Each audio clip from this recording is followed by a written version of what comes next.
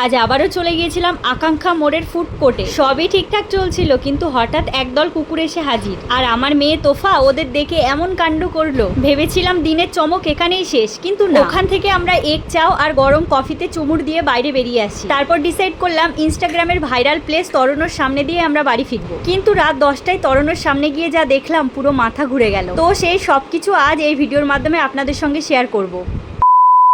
So hello everyone, good evening. আজ সন্ধ্যাবেলা হালকা সাজুগুজু করে রেডি হচ্ছিলাম, একটু মেয়েকে নিয়ে ঘুরতে যাব। সেই জন্য বাড়ি থেকে ভেবেই নিয়েছিলাম CC2 যাব, বাট রাস্তায় গিয়েই মত চেঞ্জ। অ্যাকচুয়ালি আমরা যে রাস্তা দিয়ে যাচ্ছিলাম সেখানেই কিন্তু আকাঙ্ক্ষা ফুড কোর্ট পড়ে। তো ভাবলাম আজ CC2 না গিয়ে এখানেই ঘুরে নিই। যেই কথা সেই কাজ, বাইক পার্কিং করে আমরা ভিতরে ঢুকে পড়লাম। ভিতরে ঢুকে একটা দোলনা দেখতে পেয়ে তোফাকে কোলে নিয়ে আমি চড়তে লেগে পড়লাম। এখানে বাচ্চাদের অ্যাক্টিভিটিস বলতে দু একটা আছে। আমি আগেও একবার এখানে এসেছি, এটা আমার সেকেন্ড টাইম। আগের এক্সপিরিয়েন্স কিন্তু খুব একটা ভালো ছিল না, বাট তাও কেন এখানে আসলাম, ওই যে বললাম এই রাস্তা দিয়ে CC2 যাচ্ছিলাম, এখানে দাঁড়িয়ে পড়লাম কারণ আকাশের অবস্থা খুব একটা ভালো ছিল না। মানে ওয়েদারটা আমার ঠিকঠাক মনে হলো না, যখন তখন বৃষ্টি নামতে পারে। আর এখানে এসেও আমার মেয়ে দুষ্টুমি করছে, ওর দুষ্টুমির শেষ নেই। তারপর আমরা একটা ফাঁকা জায়গা দেখে বসে পড়লাম আর অর্ডার করলাম এগ চাও আর সাথে হট কফি। আর সত্যি বলতে এখানে সব জিনিসের দাম বেশি, প্রাইস অ্যাকর্ডিং খাবারের টেস্ট কিন্তু খুব একটা ভালো ছিল না। আর আমার আগের এক্সপিরিয়েন্স বাজে ছিল। কেন বললাম সেটা হচ্ছে, আমি আগের বার যখন এখানে এসেছিলাম তখন খেয়েছিলাম গন্ধরাজ চিকেন মোমো, সেটা টেস্টও আমার ভালো লাগেনি। তো যাই হোক, আমরা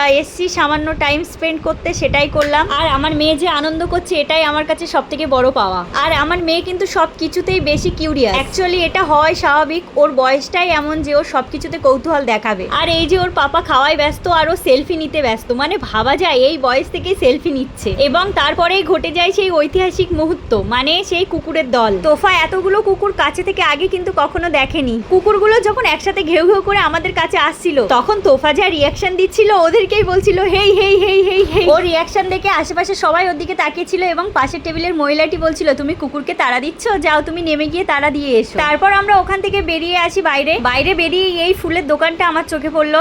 রঙিন গোলাপ, বেলি, রজনীগন্ধার গন্ধে আমার মনটা একদম ভরে গেল। একটা ফুল হাতে পেলে মেয়েদের চোখে যে কি খুশি খেলে, সেটার কোনো দাম হয় না। আসলে আমরা মেয়েরা ফুল ভীষণ ভালোবাসি। আর এইসব ফুলের চেয়েও কিন্তু দামি ফুল আমার বাগানে ফুটে আছে। আমার তোফা, তাকে আমি খুব যত্নে ফুটিয়েছি। তারপর আমরা তরণে যেতে যেতে এই কাকুটিকে রাস্তায় দেখতে পাই, বেলুন নিয়ে যাচ্ছিল। তো ওনার কাছে থেকে তোফাকে একটা বেলুন কিনে দিই। আমার তোফা বেলুন নিয়ে খেলতে কিন্তু খুবই ভালোবাসে। আর এগুলো হলো গ্যাস বেলুন। তোফার পাপা এই বেলুনের সুতো নিয়ে তোফার চুড়িতে আটকে দেয়। এই ছোট ছোট জিনিস জীবনে কত খুশি এনে দেয়। আমার তোফাকে দেখো কত খুশি। এরপর তরণের সামনে গিয়ে আমরা প্রথমে একটা আইসক্রিম খেয়ে নিই। এরপরে আমি লক্ষ্য করলাম তোফা মাথার হেয়ার ব্যান্ড খুলে রাস্তায় ফেলে দিয়েছে। এই মেয়েকে নিয়ে কি করব, কত হেয়ার ব্যান্ড যে হারিয়ে ফেলেছে। আমরা যখন তরণের সামনে পৌঁছেছিলাম তখন কিন্তু প্রায় রাত 10টা বাজে। মেইন গেট বন্ধ আর সামনেই কিছু মানুষ দাঁড়িয়ে শুধু আড্ডা দিচ্ছে। এই পর্যন্ত সব ঠিকঠাক ছিল। তারপর হঠাৎ দেখলাম রাস্তা আটকে এক দল গরু দাঁড়িয়ে আছে। অনেকক্ষণ অপেক্ষা করার পর তবে রাস্তা ফাঁকা পেয়েছি। গরু আমাদের দেশে অনেকের কাছে শ্রদ্ধার মায়ের মতো। আবার এই গরুকে ঘিরেই বহু মানুষের রুজি রোজগার চলে।